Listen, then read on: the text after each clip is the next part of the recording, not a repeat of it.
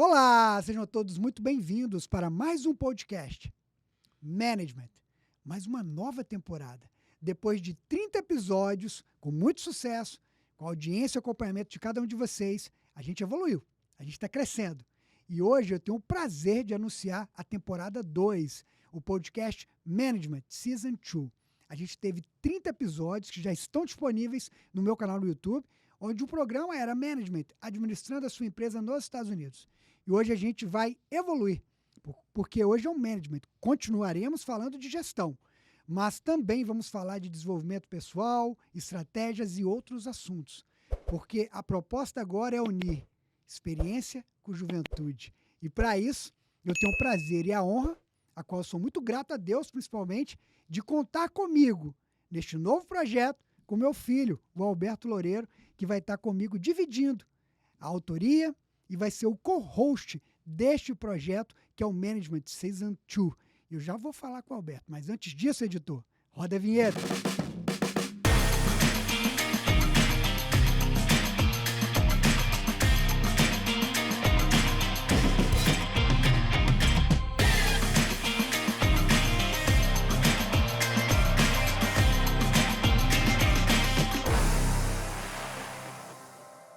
Hoje inaugura uma nova fase do nosso podcast, um projeto novo, uma nova abordagem, onde a gente vai unir a juventude com a experiência. E para isso, eu conto aqui com o meu filho, o Alberto. Para quem não conhece o Alberto Loureiro, além de ser meu filho, é um profissional com formação na área de contabilidade aqui nos Estados Unidos. Mas antes de mais nada, meu filho, eu gostaria que você se apresentasse para todas as pessoas que nos acompanham no YouTube e nas nossas redes sociais. Quem é o Alberto Loureiro? É claro, um prazer.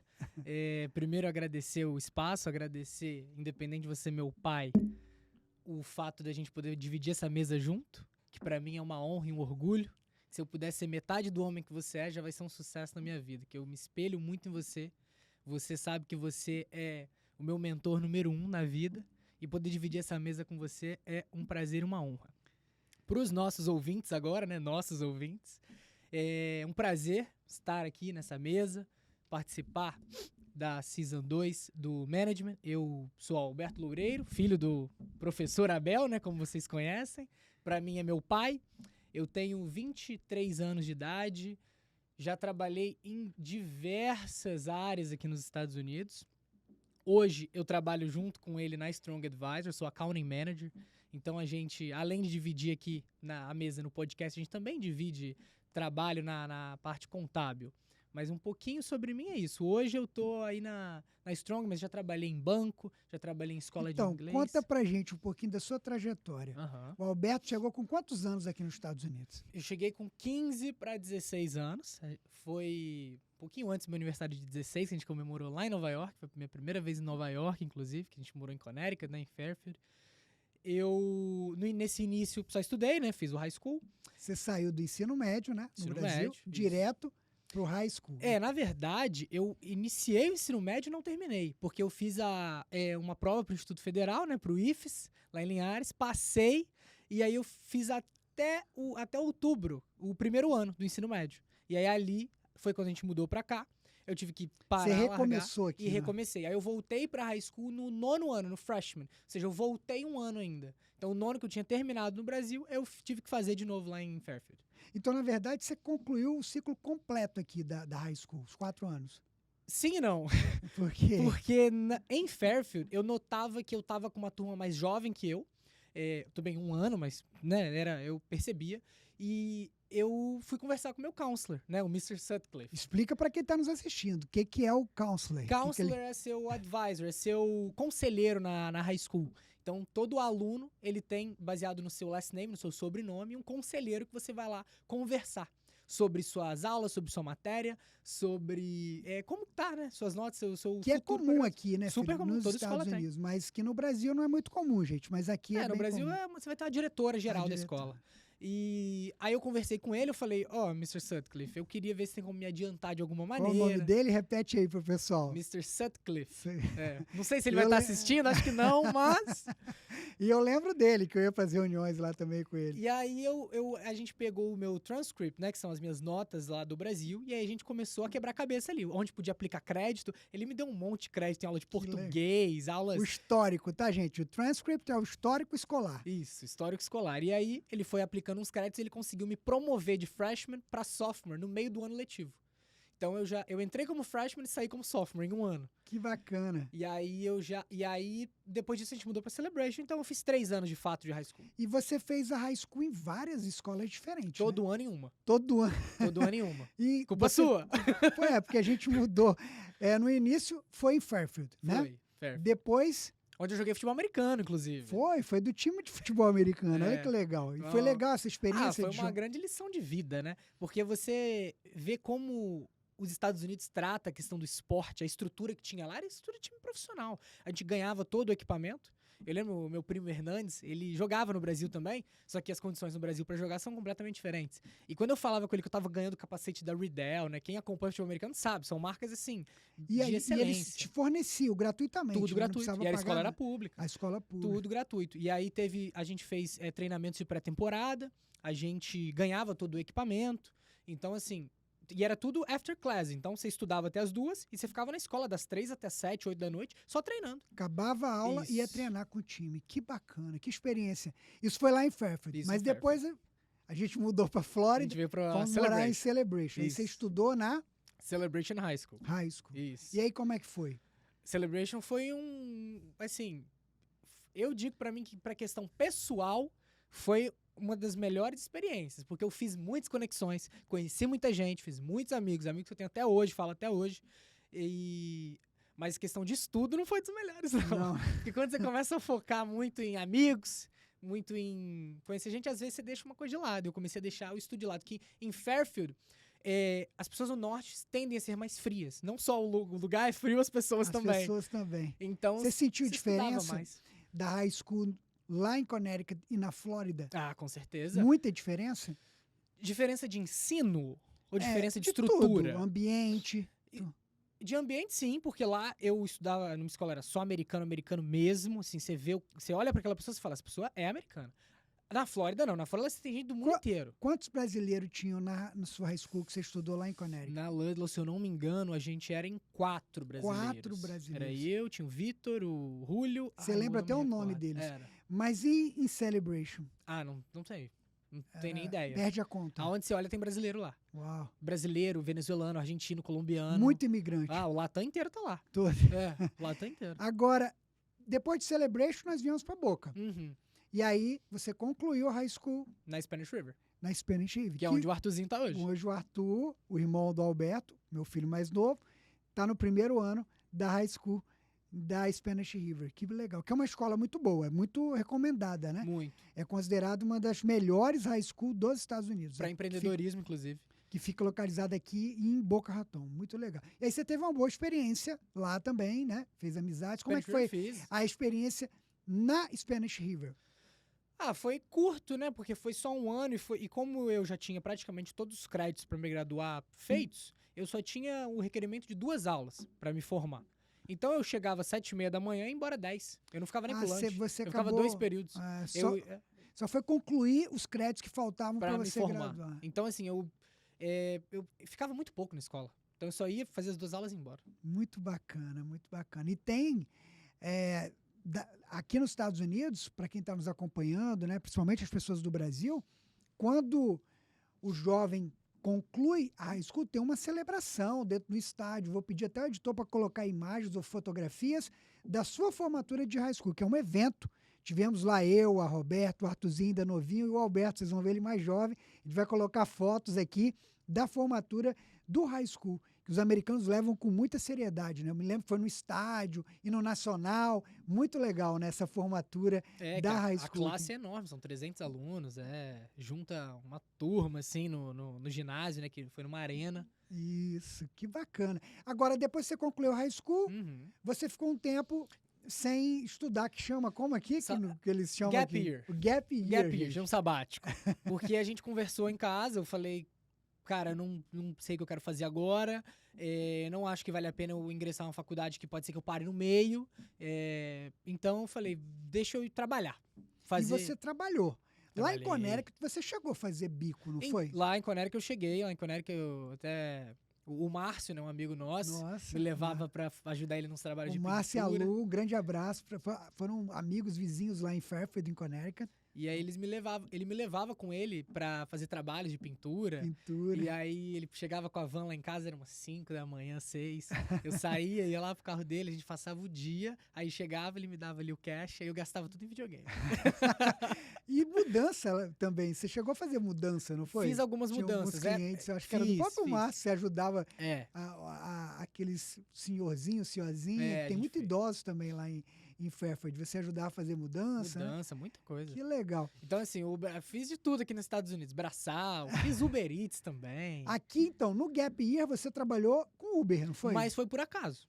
Porque no Gap eu falei que eu ia trabalhar e eu fui procurar emprego. Tanto que eu até entrei na Ola primeiro. Isso foi em 2019, logo que eu me formei. E aí eu fiquei de 19 até início de 20, antes de vir a pandemia. Então, Isso. quando eu me formei em 19 em maio até início de 20, eu tava trabalhando na Ola, que é a escola de inglês, né? Que emite visto de estudante pra pessoa vir, enfim, seja do Brasil, de qualquer lugar do mundo, pra cá pra estudar, com visto F1, F2. Você E aplicou e foi contratado. apliquei, Eu fui me lembro, contratado. na época, o Fernando, Era o nosso Fernando. amigo Fernando, que inclusive foi entrevistado no Management na temporada 1, professor Fernando, teacher Fernando, e ele colocou, acho que num grupo de WhatsApp. No mesmo dia você mandou No mesmo mensagem e dia falou, meu filho eu vai aí. mandei, eu falei, olha, o Alberto tem interesse, vai aplicar. E te ele que fez a entrevistou. minha entrevista. Porque a escola, no dia que ele lançou essa vaga, ela abriu um dia antes. Então ele tava lá pra abertura, pro lançamento da escola. Tava recém-inaugurada, Tinha né? acabado de abrir, ele tava ainda meio que em obra, inclusive. Aí ele me entrevistou, no mesmo dia me contratou e eu comecei. E você começou. E foi uma experiência bacana, né? Foi uma grande escola pra mim, porque foi onde eu aprendi a lidar com documento, principalmente documento sério, né? Que a gente lida com imigração, a gente lida com documento pessoal de pessoas, né? Passaporte, visto, extrato bancário, então assim, coisa que não pode vazar. Então foi uma escola mesmo, assim. E eles confiarem esse tipo de trabalho pra mim, que tinha na época, E recém-formado do high Muito school. novo, 18 né? anos eu tinha. 18 anos ele começou. E você foi responsável pelo International. Era admissão de alunos e venda também. Porque o aluno que, como a escola tinha acabado de abrir, eles precisavam de alguém para mim fazer tudo. Então eu tinha acesso ao WhatsApp de atendimento. Então foi aí onde eu aprendi também a questão de customer service. Então eu tinha que ficar na recepção atendendo o aluno que chegava, a pessoa que ligava pedindo informação, a pessoa que estava no Brasil e mandava mensagem querendo informação para aplicar para a escola para entrar. E também recolher a documentação para passar para a diretora que emitia, né, o I-20. O I-20, que é o documento que autoriza, né, a pessoa ir lá solicitar o visto de estudante no consulado para poder ter o F1. Isso mesmo. Que bacana. Foi uma experiência, eu imagino, muito valiosa na sua carreira, ainda sendo jovem, você vê, 18 anos, trabalhando numa área sensível, né, com documentos importantes para a pessoa conseguir um visto para poder vir para os Estados Unidos estudar inglês.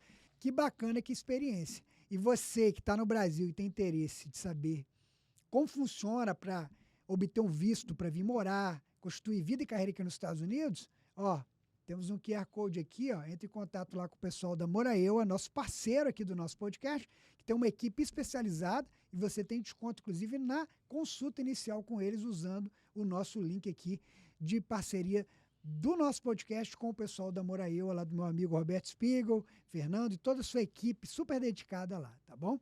Então, meu filho, eu posso chamar de meu filho profissional, então a gente está em casa aqui hoje nesse podcast, que é bem legal. Você continuou a sua carreira, mas aí veio a pandemia. Sim. E aí, na pandemia, você foi trabalhar com Uber, Então, não na foi pandemia, a escola de inglês decidiu fazer aulas online. Então, a partir do momento que as aulas começaram a ser online, não tinha necessidade de eu estar lá presencialmente. Teve lockdown, tudo fechou. Então, eles perguntaram, né, se eles podiam pausar. Perguntaram ou não, né? Me falaram, a gente vai pausar seu salário até a gente voltar. E aí, nisso, eu falei, tudo bem, eu tinha juntado um dinheiro, então eu falei, vou curtir esse lockdown, vai ser 40 dias, né, quarentena, todo mundo achava que ia ser 40 dias. Então eu fiquei em casa, tranquilo, jogando meu videogame, de vez em quando fazia um exercício ali na varanda, mas nada demais também.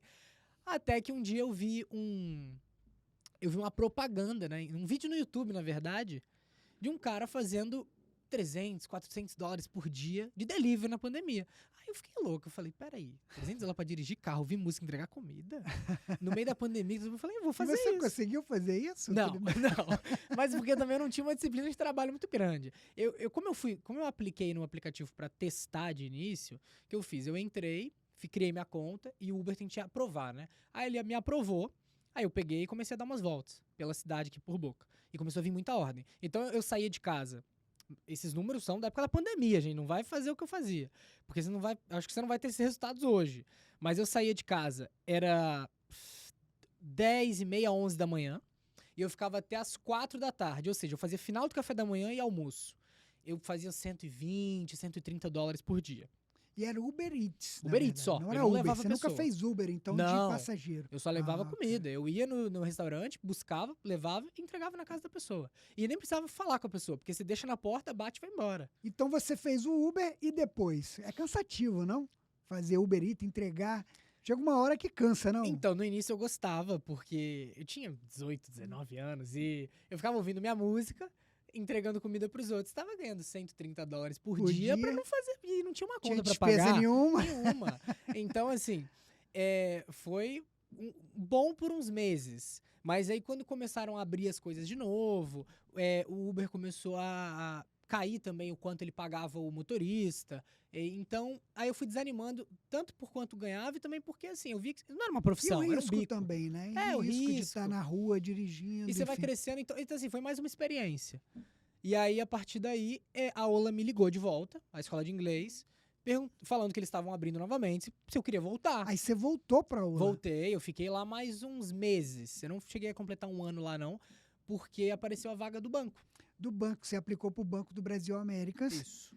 Que você você aplicou para uma área e acabou sendo contratado para outra, não foi isso? Eu apliquei para agência digital, que é a agência do cliente comum, e cheguei até a fazer uma entrevista, foi na época de final de ano, falaram que ia me retornar, ninguém nunca me retornou.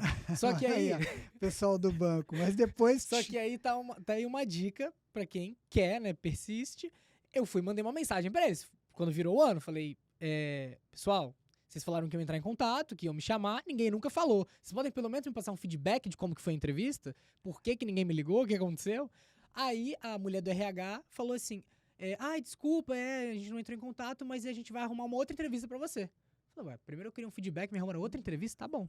Aí foi quando foi a entrevista com a Lu, que era do departamento de governo. Era um novo departamento que o banco estava abrindo para os clientes expatriados do governo brasileiro, ou seja, oficial de marinha, Exército, Itamaraty, todo expatriado do governo brasileiro, tinha que abrir uma conta aqui em Miami para receber o seu salário em dólar. E aí era uma agência nova, então eu fui o terceiro contratado dessa agência. Que legal. E você trabalhava com atendimento ao cliente? Eu comecei com Customer Service, atendimento ao cliente, porque a gente estava numa transição de um banco para outro. Então, a gente meio que fazia tudo. Fazia gerenciamento de carteira, Customer Service inicial, né, abertura de conta, e a migração de contas de um banco para outro. Quando esse trabalho foi finalizado, aí me promoveram só gerente de relacionamento. Então eu já não abri mais conta, já não fazia o contato inicial. Eu já pegava o cliente que já existia e eu era o gerente da Marinha do Brasil. Então todos os oficiais expatriados da Marinha do Brasil falavam comigo. Que bacana. E você chegou a ser promovido no banco, né? Você ficou lá... Eu fui promovido 2 vezes lá. 2 vezes e chegou a completar 2 anos. Foi. Quase 2 anos. Quase 2 anos. Uhum. Quando foi que nesse ano de 2024 que eu fiz a proposta e comprei o passe dele. E aí ele veio trabalhar, né? Foi feita numa mesa de jantar em Porto, não foi? Foi em Portugal. Foi na viagem que nós fizemos. Eu não sei se foi em Porto ou se foi em Lisboa, mas foi por ali. E aí a gente... Em Portugal a gente viaja sempre em família. A gente fez uma viagem na Europa, foi Portugal e Espanha. E aí eu falei, Alberto, você vai vir trabalhar comigo, vou te fazer uma proposta. No restaurante mesmo, fiz a proposta, aí ele aceitou. Quando Já ele viram voltou. aquela foto que o primeiro contrato do Messi no Barcelona foi assinado num guardanapo num restaurante? O meu também. Olha que legal. Então seja um Messi lá na Strong, faça muito gol. Mas que legal. Aí você começou na Strong, hoje o Alberto é o nosso account manager, ele cuida de um relacionamento com os clientes, ajuda na parte corporativa também. Espero que esteja a contento, né? Que você esteja feliz Claro. aí, desempenhando as atividades. Eu quero falar um pouquinho agora sobre a questão acadêmica, Uhum. porque você começou a faculdade, correto? Comecei. E já está finalizando a formação em contabilidade aqui nos Estados Unidos. Tá? Conta um pouquinho para a gente sobre a questão acadêmica sua aqui na FAU. Eu já tô para finalizar, que eu acho que tem mais um ano de créditos para finalizar. E aí eu já me formo em contabilidade na FAU. No Major de Accounting, Accounting. na Florida Atlantic University. E o que você está gostando? Como é que está sendo a experiência na faculdade? Eu entrei por uma indicação sua. Você falou, vai lá, é um mercado com muita demanda. Eu dei uma estimulada nele, assim. Você trabalhando no banco, eu falei, estuda contabilidade. Ele aceitou, que bom, que hoje ele está trabalhando comigo, então foi... Eu falei, você é meu mentor, você me indicou, eu falei, vamos ver como é que é esse negócio. E aí você falou que é uma área também com muita demanda, tanto que não é à toa que você dá aula disso, porque realmente tem muita demanda. E oportunidade também. Oportunidade. E aí eu entrei, comecei a estudar e falei, vamos ver se eu pego esse negócio. No início eu não gostei muito, eu confesso, você sabe, já te falei. Mas repetição. Acabou incorporando. Uhum. Você começa a fazer, você começa a entender. Quando você começa a entender, você começa a gostar. E quando você começa a gostar... E ver a oportunidade que tem também Exato. na área, né? Porque são números e muitas pessoas, num primeiro momento, podem não se sentir tão confortáveis. Mas depois que aprende o que você falou, de tanto fazer, acaba incorporando e gosta. Nada melhor, como eu brinco com meus alunos, passar um sábado à tarde analisando um balanço, hein? Pensa bem. Deus me livre. Não, aí no sábado não deixa meu namorado ver isso, não. Talvez na quinta, na quarta, no sábado não. No sábado não, né? Mas seu pai faz muito isso, que você sabe muito bem, que ele me acompanha. Mas enfim, tudo tem seu tempo na vida. Talvez chegue um momento que você vai ter esse prazer, e hoje não, é muito jovem ainda. Né? Ainda não cheguei nesse ainda prazer, não. Chegou, não. Mas enfim, quais são os desafios daqui para frente? Além de estar comigo nesse projeto. Porque o Alberto, gente, é co-host. Este é o primeiro episódio da nova temporada do Podcast Management, onde a gente está apresentando o Alberto, onde eu estou aqui trocando uma ideia para vocês conhecerem um pouco mais do Alberto, tá? Nesse novo desafio que é essa segunda temporada, que a gente tem muita expectativa, tem muita gente boa que a gente vai entrevistar, a gente já tem várias pessoas que convidamos, que já aceitaram o convite, então a expectativa está muito grande. Qual a sua expectativa no que diz respeito ao projeto do podcast, sendo um host, um jovem host, como eu digo, unindo a juventude com a experiência, trazendo algo novo para vocês que nos acompanham. Qual é a sua expectativa em relação ao projeto do podcast e expectativas suas profissionais também? A expectativa para o projeto é sempre muito aprendizado.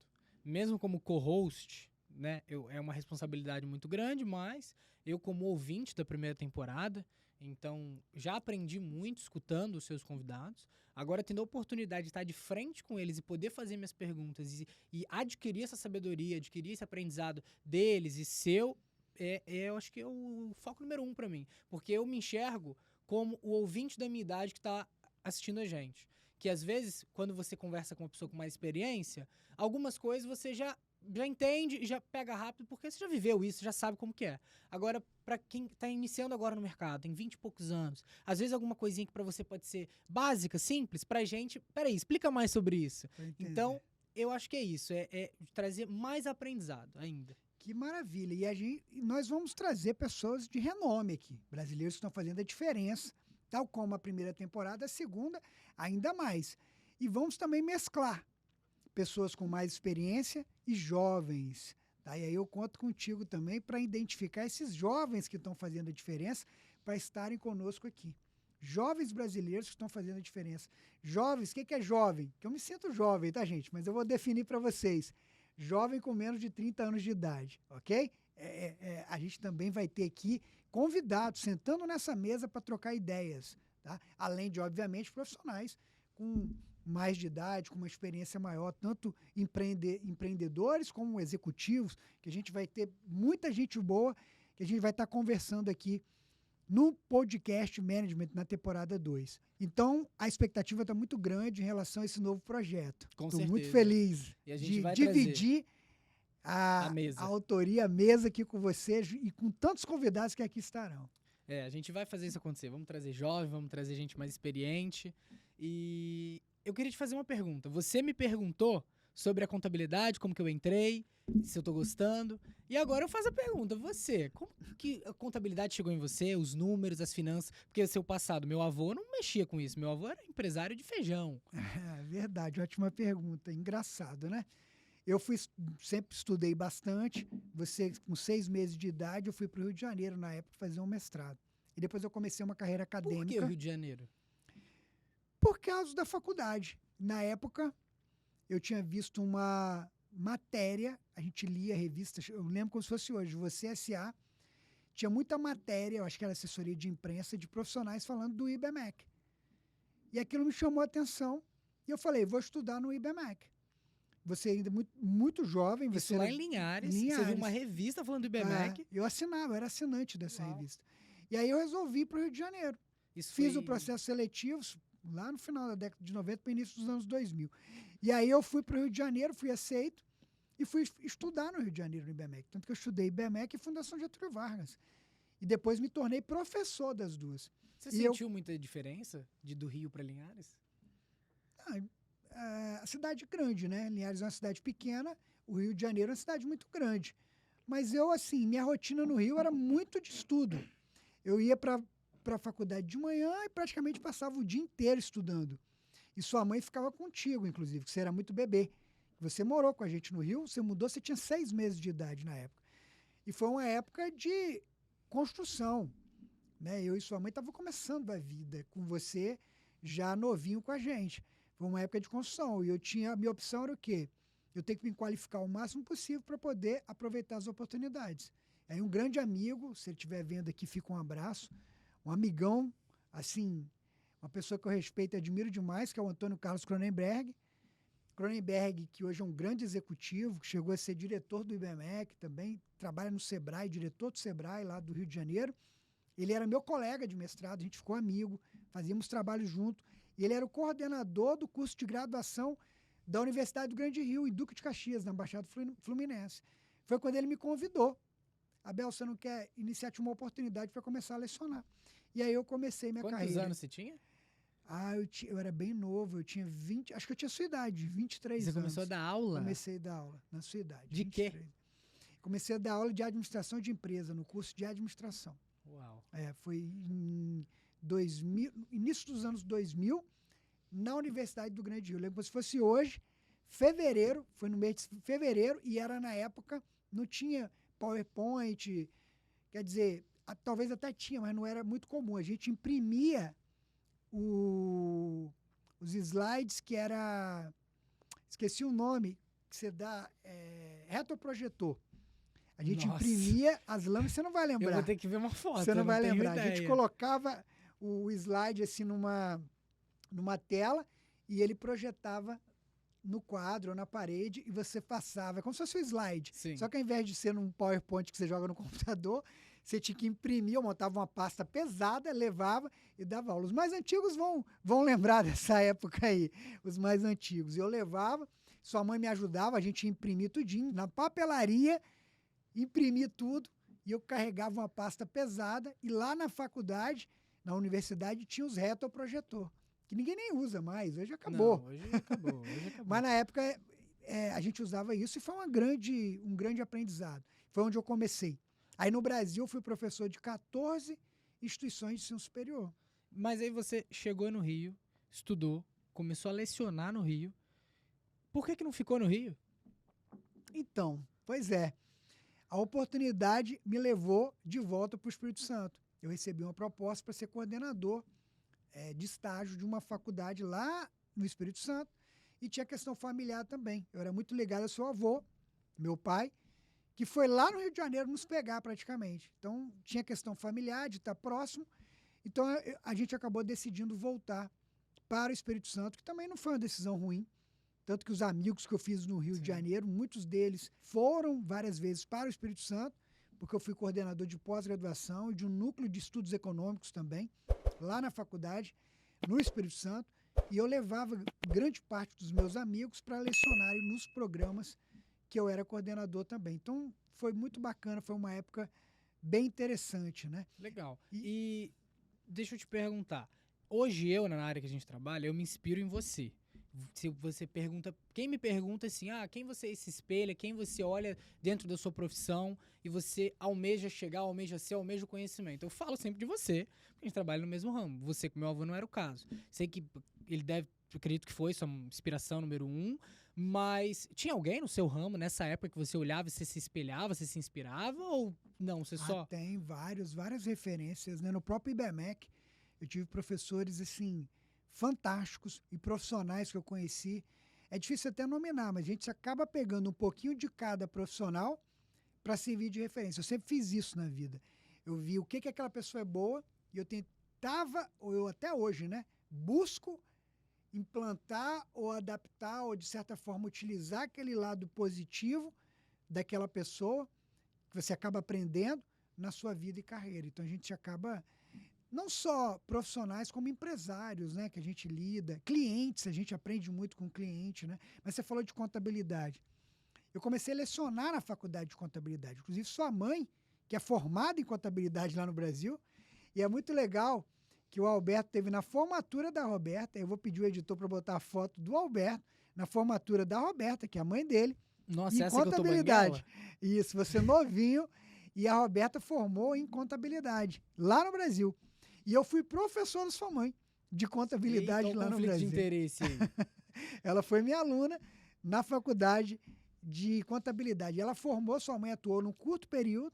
Apesar de ser formada, ela nunca, vamos dizer assim, ela não se adaptou muito. Ela tinha uma veia muito mais comercial, mas ela é formada em contabilidade. E eu lecionei para ela e sempre atuei com números, né? Tanto que eu tinha minha empresa lá no Brasil, que a gente fazia muito consultoria. Fui sócio, né, de um escritório por muitos anos lá, que hoje até existe lá no Espírito Santo, do meu amigo Isaldino, né, a ACOM, Assessoria, Consultoria e Contabilidade Limitada. Um grande abraço para Isaldino, Ivan, professor Ivan, foi meu professor e depois se tornou meu sócio. Enfim, hoje está lá o Isaldino, a Sônia, o Ivan, acredito que está junto ainda, a empresa ainda existe lá no Brasil. Enfim, que foi uma grande experiência, né? E aqui nos Estados Unidos, eu acabei identificando uma necessidade, eu diria. Eu vim para cá, você sabe que eu fiz um mestrado na área financeira, vi que, como imigrante, tinha muita lacuna a ser preenchida, escrevi meu livro, né, que é o Money, Planejamento Financeiro para Imigrantes, que eu consegui terminar na pandemia, e depois eu tive um insight, eu comecei a ver, caramba, o bookkeeping, que não é um termo comum no Brasil, lá no Brasil, mesmo quem é contador, não é um termo que é muito utilizado, mas que aqui nos Estados Unidos é comum. O bookkeeping é um termo muito comum da contabilidade, é a escrituração, né? O processo de registro, mas não é um termo comum no Brasil, sendo muito comum nos Estados Unidos. Existe essa função no Brasil? Existe, mas o nome, a função existe. Ok. Ela é até similar, mas o nome bookkeeping não é um nome popularmente conhecido no Brasil. E é um nome muito conhecido aqui nos Estados Unidos. Mas você enxergou uma lacuna no mercado contábil americano ou na comunidade brasileira? Na comunidade brasileira. Ok. Porque é algo essencial, precisa ser feito. Sim. E não via nada. Eu procurava na internet, não tinha nada. Ninguém fazia nada, ninguém falava nada. Então eu fui o pioneiro. Eu fui o primeiro brasileiro a criar um treinamento 100% em português em bookkeeping aqui nos Estados Unidos. Simplesmente porque eu olhei, não tinha muito conteúdo em inglês, muito. Porque é um tema básico, né, o bookkeeping. É, um Tem cargo muito, de entrada aqui nos Estados Unidos. Exatamente, é um entry level, é a base para você começar uma carreira em contabilidade. Mas em português, ninguém. Lógico que hoje, além de eu criar bastante conteúdo nas minhas redes sociais, tem outros profissionais também que estão criando. Mas o primeiro fui eu. Você vê, nós mudamos para cá em 2016, foi em 2021 que eu tive a ideia de começar esse treinamento. Entendeu? Incentivado ainda por um amigo, né, que trabalhou conosco, o Richelme, que também manda um abraço, que meio que falou, você precisa lançar um curso, você precisa lançar um curso. Professor no Brasil, de sala de aula, por que não vai dar aula na internet? Então, aí ele incentivou, eu achei interessante, vi essa oportunidade, que eu falei, é uma área essencial, as pessoas precisam, e ninguém está ensinando isso, ninguém fala disso. Aí eu lancei a primeira turma, e ela fechou com 20 dias, porque eu mandei parar. Porque eu não queria mais alunos, que era a primeira, eu falei, não quero muita gente, porque eu vou começar o projeto. Então, com 20 dias, a gente fechou a sala, estava completa, o número máximo de alunos, que eu estabeleci 25, e tinha mais uns 5 ou 6 querendo entrar, que eu não deixei, que seria para a turma 2. E hoje a gente já está na turma 16. Sendo que eu tive turma, sempre Zoom ao vivo. E eu tive turmas com mais de 70 pessoas já. É diferente da aula em sala de aula para Zoom na internet? Pois é, eu tive que me adaptar. No início, por isso que eu restringi o número, porque eu ficava meio inseguro, eu tinha muita experiência como professor de sala de aula, né, presencial, mas no Zoom eu ficava ainda, a tecnologia, hoje eu já estou bem mais familiarizado, depois de mais de 3 anos atuando nisso, a gente acaba adquirindo experiência, bastante experiência no ramo, mas é diferente sim, né? O presencial tem uma pegada um pouco mais diferente, mas rende bastante. É muito válida a experiência ao vivo via Zoom, tá? E qual que é a sua expectativa daqui para frente agora? Se você está na turma 16, você deve ter, ao longo desse percurso, formado vários bookkeepers, pessoas que hoje assumiram cargos em empresas ou trabalham de freelancer e já têm, né, o seu know-how graças aos seus ensinamentos. Tem gente até no LinkedIn que posta certificados, que a gente vê lá, dá like, posta, isso é bem legal. Então, assim, você já ficou conhecido no mercado, as pessoas já sabem que você é o professor do bookkeeping, né? Que às vezes quando você viu lá no IRS Tax Forum. No evento do IRS, as pessoas, ó, o professor do bookkeeping, ali, ó. As pessoas me paravam, você que é o professor do bookkeeping, do QuickBooks, né? Professor do QuickBooks. Você que é o professor do QuickBooks? Aí eu falava, sim, sou eu. E qual que é o seu onde você vai parar? Onde que é o ponto que você fala, que o Abel se vê e fala, aqui eu tô feliz? É impactar a comunidade brasileira? É impactar a comunidade de bookkeepers, de contadores, ou existe algo a mais que você está buscando, além da parte contábil? A gente tem um escritório, que é a Strong Advisor, que você sabe muito bem que a gente leva com muita seriedade e excelência o atendimento dos nossos clientes. Mas eu tenho um propósito, que é a questão educacional. Eu até falo e me coloco como professor. Eu me apresento como professor, porque eu adoro isso. Para mim, acho que as pessoas percebem como que eu me sinto bem. Vocês que moram lá, você sabe, eu saio de uma aula, eu saio renovado, depois de 3, 4 horas falando. Para mim tipo assim, eu me realizo ministrando aulas, ensinando, compartilhando o meu conhecimento. Então é lógico que nós não vamos parar. A ideia é ampliar cada vez mais. Hoje eu criei 8 treinamentos nos Estados Unidos. Minha ideia é criar muito mais novas mentorias e a gente vai lançar um programa inovador, onde a gente vai ajudar o brasileiro, o imigrante. Não vou dizer o brasileiro, porque a gente vai lançar agora em espanhol e em inglês também conteúdos. A gente vai lançar em outras línguas, não só no português. Mas, primeiramente, o brasileiro, que é o nosso foco, vamos dizer, o nosso nicho, ajudar a nossa comunidade a ser fortalecida aqui nos Estados Unidos. Então, a gente vai estar lançando em breve, eu já estou desenvolvendo, vai ser um produto inovador, que a gente vai formar profissionais brasileiros para obter licenças aqui nos Estados Unidos e galgar impostos de trabalho super importantes, com salários de mais de $150 mil. Esse é meu propósito. Ajudar, transbordar, compartilhar e fazer a diferença na vida dos outros profissionais brasileiros, principalmente na área contábil e empresários, empreendedores brasileiros nos Estados Unidos. A gente está criando muito conteúdo para ajudar esse público. Então, qual que é o nosso público? Estudantes de contabilidade ou pessoas que têm interesse, contadores formados no Brasil que estão mudando para os Estados Unidos e também empreendedores, pessoas que têm empresa, brasileiros que têm empresa nos Estados Unidos, que a gente está criando muito conteúdo de relevância para ajudar esse público aqui nos Estados Unidos. A pessoa que está no Brasil hoje e quer dolarizar a renda dela, através de um dos seus treinamentos, ela consegue? Consegue. Inclusive, eu tenho um treinamento muito bom, que é o Money, que é um treinamento que dá toda a base do planejamento financeiro para o imigrante, antes dele sair lá do Brasil para cá, o que ele precisa fazer para tomar as decisões corretas inclusive no que diz respeito à dolarização do patrimônio, para ter um processo de mudança de maneira bem planejada e eficiente. Inclusive, no meu canal aqui do YouTube, tem bastante. Nós temos a série Desvendando a Contabilidade Americana e vão ter mais 2 novas séries que eu vou estar criando e lançando para vocês de conteúdos exclusivos sobre a realidade dos Estados Unidos em temas relacionados a finanças, gestão e investimentos. Então, quando a gente fala de propósito, a gente pode dizer que o propósito do Abel é transformar a vida de pessoas que hoje estão no Brasil ou estão aqui buscando uma carreira, seja em bookkeeping ou seja nesse novo treinamento para, de fato, transformar ela num profissional respeitado aqui no mercado americano. Mas aí no mercado americano só para brasileiros ou para todo mundo? A pessoa pode atender americano, pode atender brasileiro, pode atender... Aqui na América, a formação que a gente proporciona, a pessoa pode atender qualquer cliente. Qualquer cliente. Igual no escritório, nós temos clientes de várias nacionalidades. Nós temos americanos, holandeses, nós temos hispanos, nós não temos só brasileiros. Hein? A formação, a base, o conteúdo é para atender empresas americanas. E você vai atender empresas americanas, você tem gente do mundo inteiro aqui. Né? Você tem empresários de todas as nacionalidades. Principalmente na Flórida, que é um estado que tem muito imigrante. E até para o norte, tem gente do mundo inteiro aqui, tem investimento do mundo inteiro. Então, você vai entender como funciona a regra nos Estados Unidos.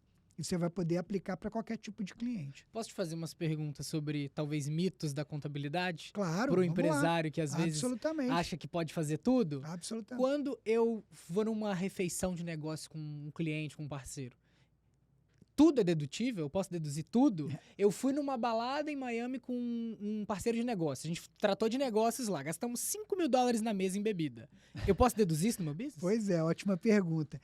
Pessoal, tudo que é ordinário e necessário para você realizar uma receita, ou seja, para você realizar receitas, o IRS considera que é dedutível. Mas no que diz respeito a refeições de negócio, eu fui jantar com um cliente para prospectar um contrato. Existem limites. Geralmente são 50% do valor da alimentação. Entretenimento não é dedutível.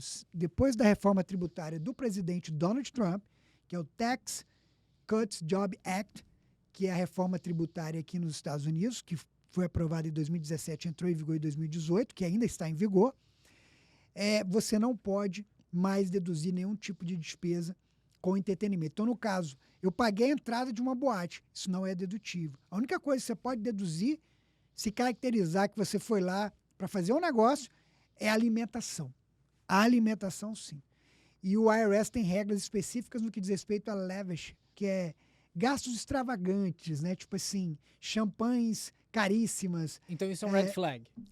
Não é um red flag. Se você, na verdade, pode deduzir, mas se você for auditado, o IRS vai desconsiderar e vai te penalizar com multas que a gente chama de back tax. Então tem que prestar atenção. O importante é seguir a regra, tá?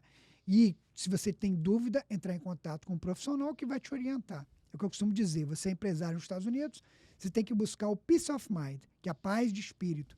Focar no seu core business, buscar conselheiros confiáveis, fortes, para ajudar você a tocar o seu negócio. Vamos lá. Meu aluguel. Eu posso deduzir meu aluguel? Se for para fins comerciais, até o da sua casa. Por exemplo, se você tem um home office, você usa parte da sua casa como escritório, estoque de materiais, aquela parte proporcional do valor do aluguel. Aí eu explico para vocês, bem simples, você pode fazer uma regra de 3. Por exemplo, minha casa tem 2.000 square feet, que é pé quadrado, né, em inglês. Eu uso 500 square feet para poder fazer a minha atividade, um escritório, um estoque de mercadoria, whatever. Então, 1/4 do valor. Se eu pago um aluguel de $1.000, eu vou poder deduzir $250, que é 1/4 do valor. Tem que ser proporcional. Sempre a despesa proporcional à utilização para o comércio. Você não pode pegar o valor integral do aluguel e deduzir na empresa. Isso não está certo. Você até pode fazer isso, mas se você for auditado, você pode ser confrontado e o auditor do IRS, que é a Receita Federal Americana, pode desconsiderar essa despesa e aí te cobrar o retroativo, os taxas, as diferenças e multas e penalidades. Bom, vamos puxar então as outras dúvidas agora para o campo de comentários. Você que está aí escutando a gente, que é empresário, tem seu negócio aqui nos Estados Unidos, ou quer vir para cá, quer fazer um comparativo nível Brasil e Estados Unidos, deixa sua pergunta aí, que eu, Abel, agora eu, né, que eu tô aqui na mesa também, a gente vai responder para você a sua dúvida. Pode ser a dúvida mais besta possível, você viu as perguntas que eu fiz aqui. Então, assim, se você tem uma dúvida, se você não tá confiante na informação que seu contador tá te passando, põe aí no campo de comentários que a gente vai te ajudar e tirar sua dúvida aí. Exatamente. Então, fique à vontade, você que está nos acompanhando aqui nesse podcast. Se você tem qualquer dúvida relacionada à gestão de uma empresa, à contabilidade, os impostos, faz o comentário aqui embaixo, porque a gente vai estar te respondendo, tanto no podcast quanto na Strong, né, Alberto? Exatamente. Então, que bacana, que satisfação, estou muito feliz, estou muito grato a Deus de dividir esse projeto novo junto com você, meu filho. Que Deus abençoe, nos dê sabedoria, Amém. que Deus nos traga ótimos convidados aqui para estar compartilhando com toda a nossa audiência, o canal que está crescendo cada dia mais. Então, só quero agradecer você estar comigo, tanto na empresa quanto neste projeto. A você que está nos assistindo, eu espero que esse papo tenha contribuído com você de alguma forma, tenha te inspirado de alguma maneira, que trabalhar em família pode dar certo. Nós somos o exemplo disso. Eu trabalho com a minha esposa, que é a minha diretora, a minha CMO, e trabalho com meu filho. Entendeu? É questão do diálogo, é questão da administração. De vez em quando... ter sabedoria de separar o trabalho e a família. Isso aí. Tem momentos que ele é o Abel, eu sou o Alberto, e momentos que ele é o meu pai e eu sou o filho. E às vezes dá conflito também, né? Dá, com certeza, mas em todo, às vezes todo negócio. Dá conflito. Então, é importante o equilíbrio, é se entender para fazer o negócio dar certo. Então, você que gostou desse bate-papo, dá aquele like no vídeo e compartilhe para o seu amigo. E não se esqueça, inscreva-se no nosso canal. Espero que você tenha gostado do nosso bate-papo. Você que está buscando carreira e vida aqui nos Estados Unidos, não se esqueça, ó, tem um QR Code aqui, converse com o nosso parceiro, o pessoal da Moraeua, que vai te ajudar no seu processo imigratório. Se você tem interesse de vir para cá legalmente, como eu fiz, hoje eu tenho meu green card, o Alberto também, em breve seremos cidadãos americanos. Então, se você tem esse desejo, entre em contato com o pessoal da Moraeua, que vão te atender de maneira peculiar. Tem lá uma equipe exclusiva, somente para atender vocês que nos acompanham aqui no nosso canal do YouTube e também nas nossas redes sociais. Deus abençoe cada um de vocês. Até o próximo episódio. E como sempre digo, vamos em frente. Valeu!